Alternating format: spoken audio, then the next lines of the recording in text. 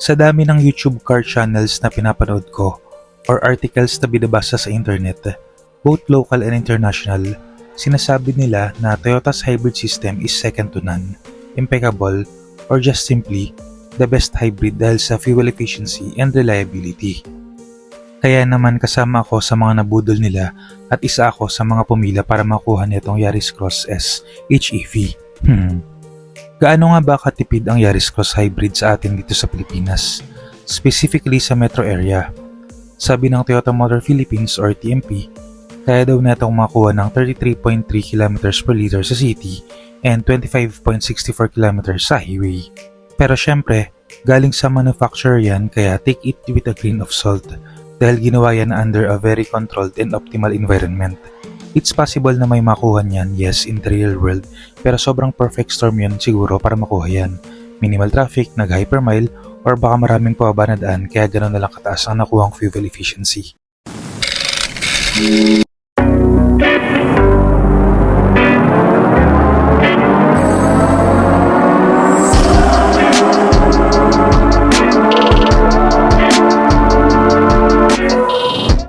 Before I go on, kung mahilig ka sa Philippine car news and reviews, I would appreciate it if you can consider giving a like on this video and subscribing to the channel. I post one video a week sharing my thoughts and opinions regarding Philippine cars. Maliit na bagay yan para sa inyo pero napakalaking tulong yan para lumago ang channel na to so that I may also know the interests of the Filipino consumer. Para sa mga nagmamadali at gustong malaman ang statistics ko, well, it's 19.82 km per liter. Purely in my daily drive from Manila going to Taguig via Makati. Yes, dalawang CBD or Central Business District na napaka-traffic ang daily route ko. Sa full tank method ko nakuha yung 19.82 km na computation. I traveled 378.6 km from a full tank, then nagpagas ako kahit may 3 bars pa dahil tataas daw ang presyo ng gas the next day. So that's 19.1 liters yung napakarga ko kaya 378.6 divided by 19.1, that's 19.82 km per liter. Mas mataas lang ng konti ang computation ng instrument gauge cluster at 20.0 km per liter.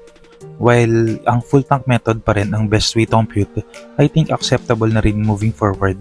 Ang 0.18 km per liter na difference, that's just a margin of error of about 0.009%. Well, that is kung tama ang pagmat ko. Still less accurate if you consider the big picture kasi it will compound more over the years on cost of ownership pero good enough na rin to for most people like me. Kung napapansin nyo on this video, consistent na around 15 kilometers ang travel distance ko at around 1 hour to 1 hour and a half average time. Yes, yan ang hirap na dinaranas ko sa pagdaan sa CBD ng BGC at Makati. Yung iba, for sure, mas malayo at mas matagal ang travel time. Pero you can at least use my data if you want to compute or compare your fuel efficiency. Another data point pala na pwedeng magamit is the average speed. Yung morning travel ko going to BGC averages between 10 to 12 km per hour. Dahil 7:30 AM ako maalis ng bahay, which is the rush hour. Then, yung pauwi naman is around 20 km per hour. Dahil around 6:30 PM naman ako pauwi ng Manila. That is still in the rush hour pero mas maluwag na ang daan dyan compared kung mga 5:30 PM ako alis ng office. Tsaka maraming ginapagawa si boss eh. Kung nahihirapan kayo imaginein kung anong itsura niyan speed na yan, just look at the left side of the screen to see the traffic congestion na tinatahak ko in the morning and evening. By the way, galing sa stock dashcam ng Yaris Cross yung footage na yan. Don't use your phone while driving for everyone's safety. Pero side comment na rin, mas better siguro kung sa ng gitna nakalagay ang dashcam ng mga Toyota. Hindi kasi nakuha yung view sa driver's side plus video quality can be better. Another caveat nga pala neto, mag-isa lang ako sa sasakyan and minimal ang dala ko. Office bag lang plus the usual car essentials ang karga ko on most days. I believe kailangan kong banggitin yan kasi weight is a factor sa fuel efficiency. Plus dahil mag-isa lang ako, nasa 28 degrees lang ang air current temperature ko. Unlike pag may sakay akong 2 or 3 passengers, in-adjust ko to 25 degrees ang aircon on daytime. Additional heat source ang mga pasahero so kailangan mas malakas ng konti ang aircon pag marami kang sakay. I'm not 100% sure Pero I don't think aircon temperature plays a lot sa fuel efficiency. Pero just wanted to say it to be scientific as much as possible. Another side comment, panalo ang mga bagong aircon ng Toyota ngayon. I drove a Reese one time going to work and nasa 28 degrees lang din ang temperature ko. I think ganito rin kalamig sa Avanza and Veloz dahil same ang engine size and aircon controls. Sharing my observation na rin pala, napansin ko na magkaiba ang figures na nilalabas ng infotainment screen and instrument gauge cluster. At rare times, mas mababa ang nasa infotainment, pero most of the time, mas mataas siya.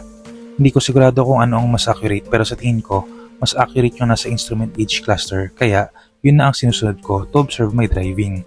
Last but not the least sa mga caveats ko nga pala, ang sasakyan ko ay pure stock pa. With the exception of tint, car mat, and trunk tray, kung ano yung nakuha ko sa kasa dati nung paglabas na ito pa rin siya hanggang ngayon. To be explicit, wala akong dinagdag na modifications or add-ons dito. Yung gulong ko, yun pa ring 18s na stock. Wala akong dinagdag ditong body kits, roof rack, or even nga rain visor, wala akong nilagay dun. Primarily of two reasons. Number one, I like my car stock.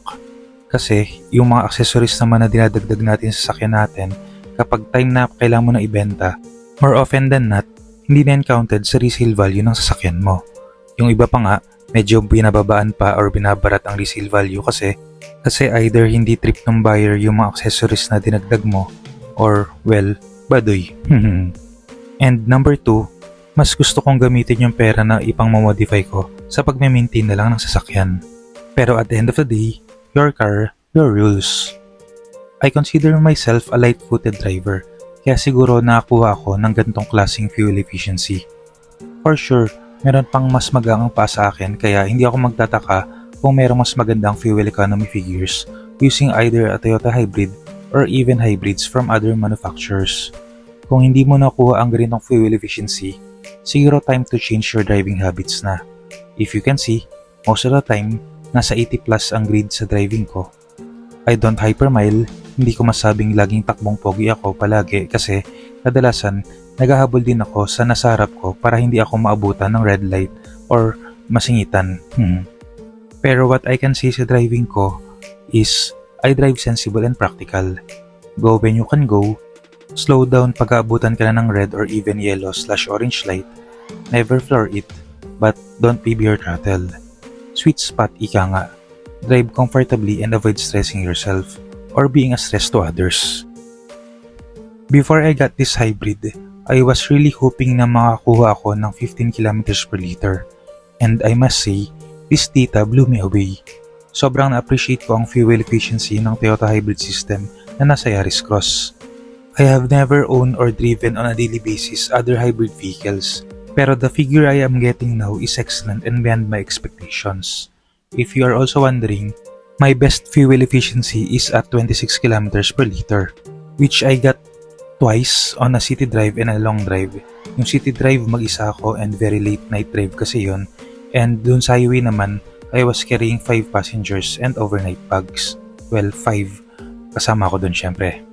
Pero galing infotainment screen yun both, kaya I will observe and share my data once mag-long drive ulit ako.